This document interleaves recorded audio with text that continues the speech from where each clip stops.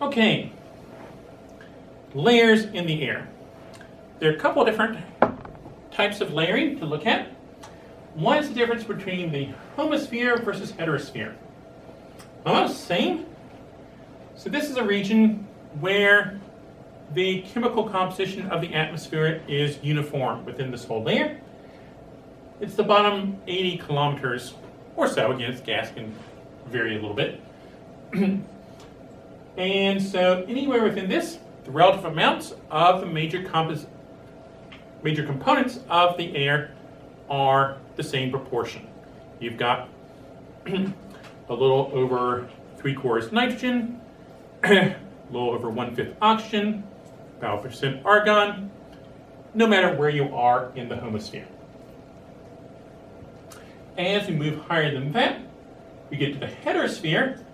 This is a zone where the air is so thin, you don't have a huge amount of mixing going on the way you typically do down here. And so we get layers where we have greater concentrations of particular types of gas. Particularly as we get higher, we see lighter things. And so the hydrogen and helium are towards the top of the heterosphere, concentrated there. Other things like, say, oxygen, nitrogen tend to be lower in the heterosphere. Down here in the homosphere are proportions. Again, nitrogen, lower 3/4, oxygen, lower 1/5, about 1% argon, a little under 1% of other noble gases, and then that leaves a little under 1% for the more variable stuff. Now, one thing that's very variable can potentially be big enough to be a few percent is water vapor. Water vapor is very variable. We have drier air, we have more humid air, lots of variation in that. We're usually kind of eliminating the water when we look at the percents of other things, since that's a little more constant. Okay, that about 1% for variable stuff. Again, most of that's water, potentially even more than 1% water. Number 2 is carbon dioxide.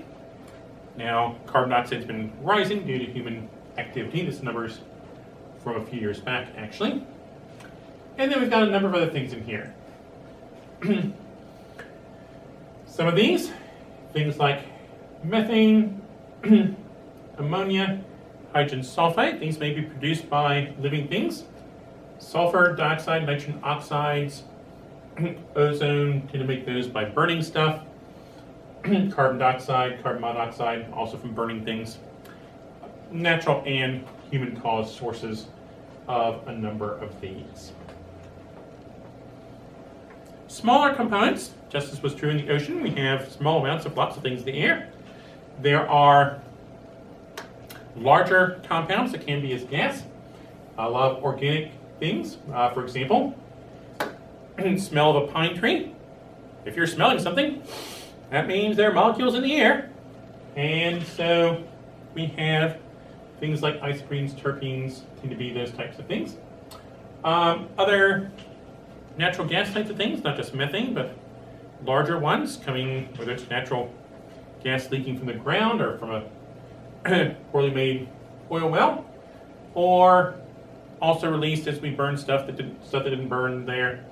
Biological processes can do this. There are also certain things, other chemicals made by living things. A lot of plankton, for example, makes dimethyl sulfoxide, DMSO. It's part of the smell of cabbage. But it turns out bits of DMSO, when they get in the air, they're great things for water droplets to stick to and make clouds, maybe even rain. So plankton that release dimethyl sulfoxide from the ocean gets in the air, they may actually be affecting the weather.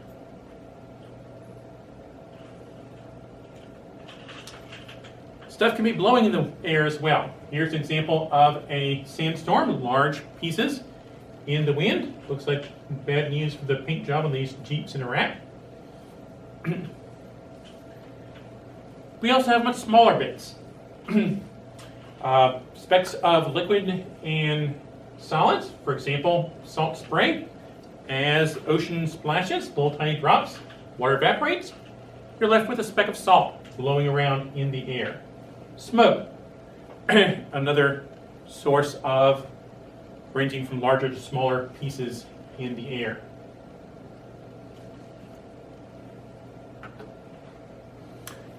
More detailed layers.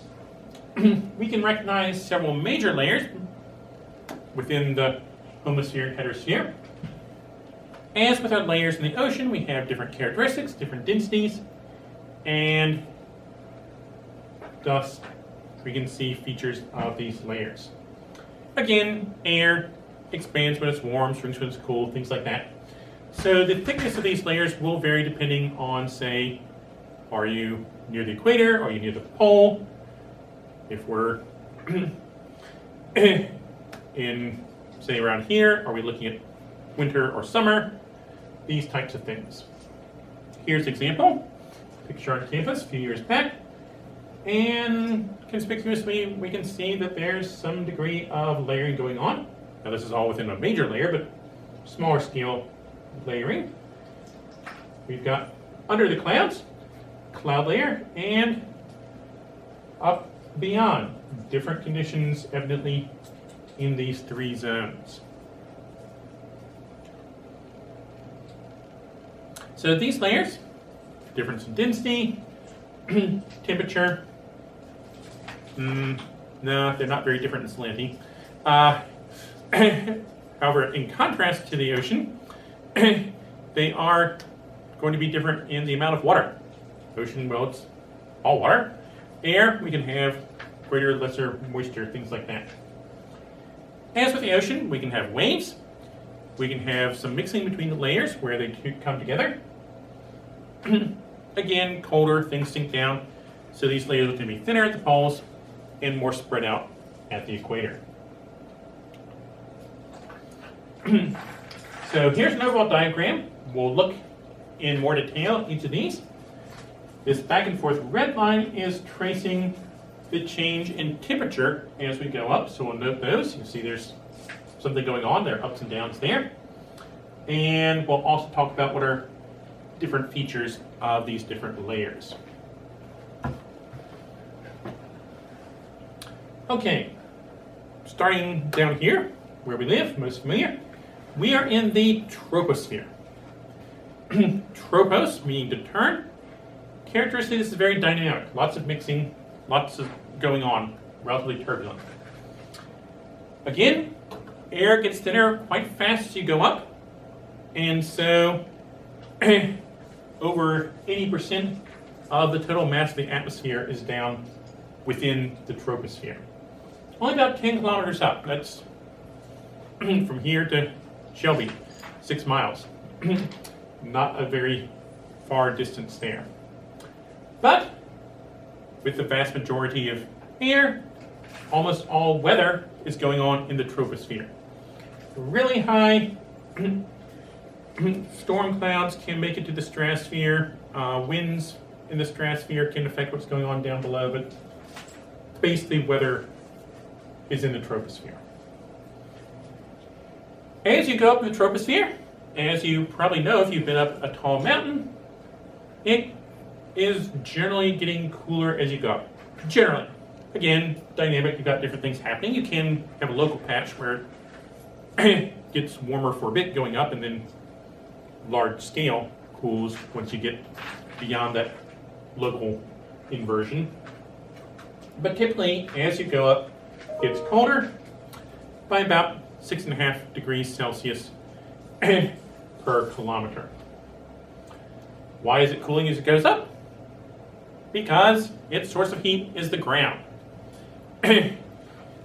Light that makes it through the air reaches the ground. If it's absorbed by the ground surface, light being absorbed means that energy is going into it, warms it up. Warm ground, in turn, releases heat that can warm the air above it.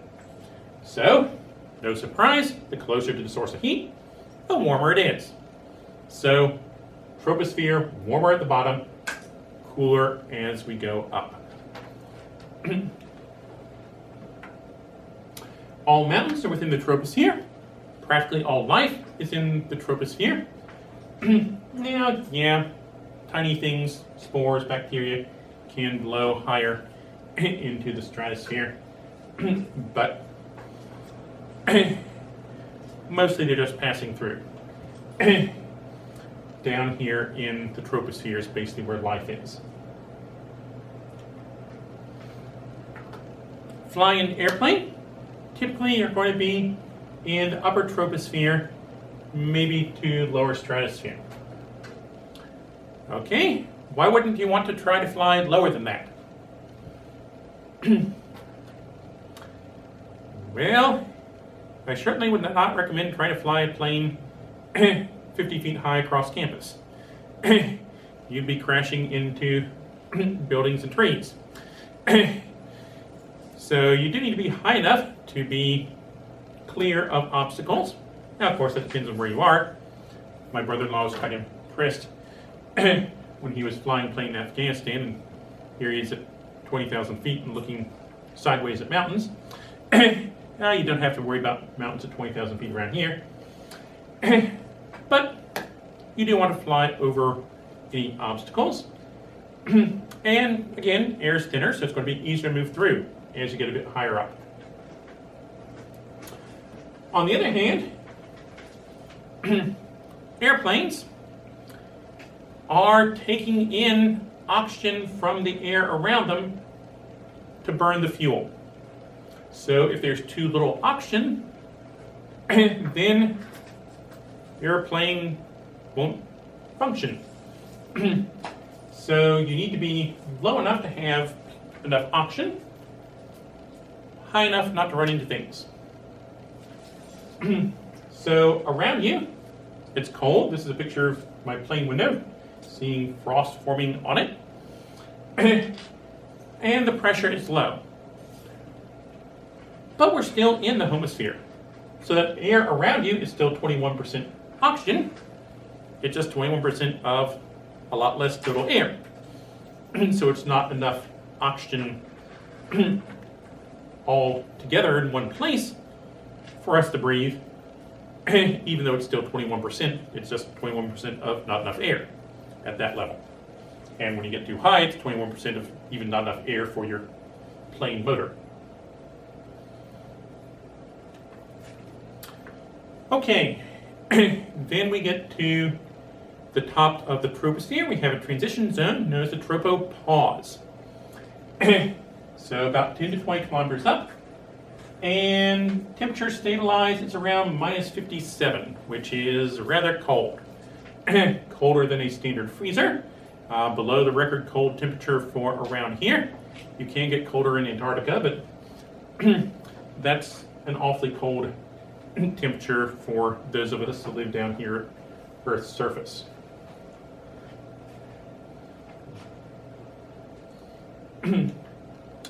Our next layer up then is the stratosphere. Strata means layered. In contrast to troposphere, where stuff is blowing around all sorts of ways, mixing quite a bit, stratosphere is much more stable and layered. 20 to 50 kilometers up. And the most famous bit of the stratosphere is the ozone layer. As you go up in the stratosphere, and it was about minus 57 at the base, and by the time you get to the top, it's all the way up to around minus 2, almost to freezing. 0 Celsius is freezing. Okay, so obviously something's warm at the top. Turns out that's the ozone layer. Ozone absorbs UV light. And one thing that means that we're not getting fried by the UV down here, so it helps protect us. But again, since it absorbs the light, that means it's warming up, and so that ozone gets warmed by absorbing UV and warms the air around it. Once again, we've got a transition zone, the stratopause at the top of the stratosphere. Another 5 kilometers or so, with temperatures staying around minus 2, just barely below freezing. Yeah, sometimes it makes it up to freezing, perhaps barely above. by the time we've made it up to the top of the stratosphere, 99% of the substance of air, the atoms, molecules, are below us at that point. So air is very, very thin by the time we've made it to the top of the stratosphere.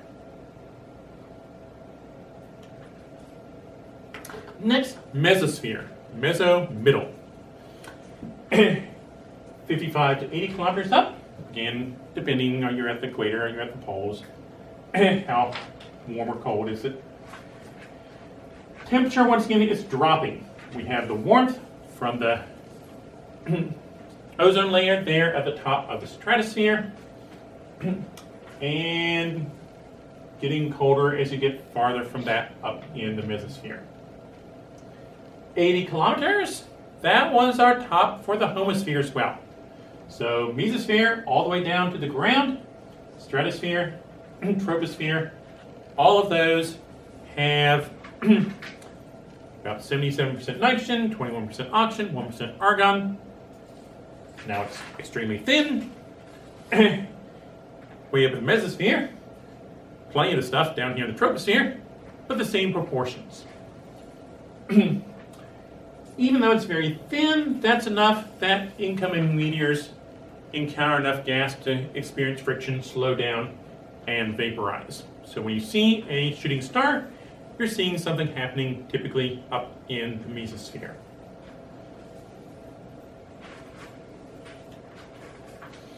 Above the mesosphere, we reach the thermosphere. As we go up with the thermosphere, temperature is increasing. Maximum on the order of 1500 degrees Celsius. That's well above what your stove can do. But if you could feel the temperature there, it would feel extremely cold. Say you could take a spaceship up that high and reach out, well, your hand would burst because the pressure practically non-existent versus the blood pressure on the inside. But if you have a way of preventing that, it would seem very cold. How does that high temperature seem cold? Well, the temperature is based on how fast the molecules are moving.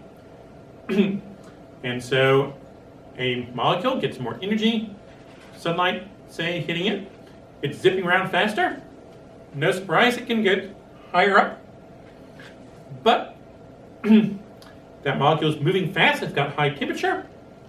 But one molecule hitting you does not warm you up a whole bunch. You're a lot bigger than one molecule. Yeah, that one molecule zipped into you pretty well, but just one molecule. So, because there's so little air there, even if each molecule is zipping pretty fast, that's not going to be enough to warm you up very well. One molecule may not encounter another molecule for several kilometers. Very spread out, very thin. It's understandable why some people say this is already space. In fact, officially you can claim you've made space if you get roughly halfway through the mesosphere.